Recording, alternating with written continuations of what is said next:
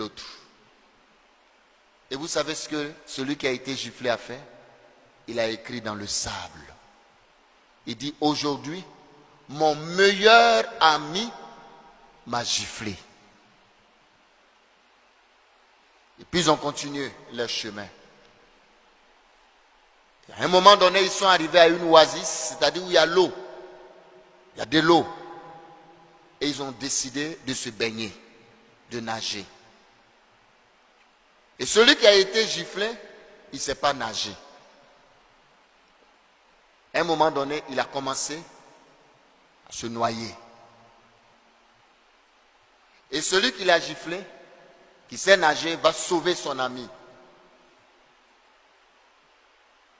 Il le sauve, il l'amène au bord du rivage. Quand il reprend son souffle, il va écrire sur une pierre, aujourd'hui, mon meilleur ami m'a sauvé la vie.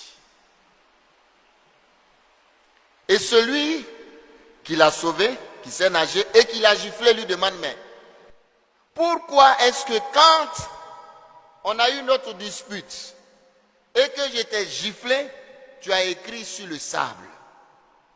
Et quand j'étais sauvé la vie, tu écris sur une pierre. Et l'autre de répondre, quand quelqu'un te blesse ou te fait mal, il faut, et on écrit dans le sable, pour que le vent du pardon l'emporte. Mais quand il te fait du bien, il ne faut jamais oublier ce bien-là.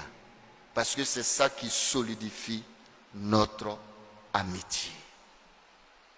Chers frères et sœurs, c'est la conclusion.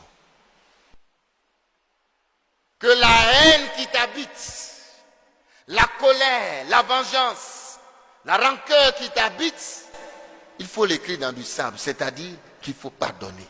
Il faut laisser tomber. Celui qui t'a fait du mal, sans doute il t'a fait du bien.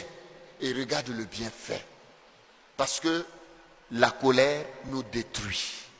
La haine nous détruit. La vengeance nous détruit.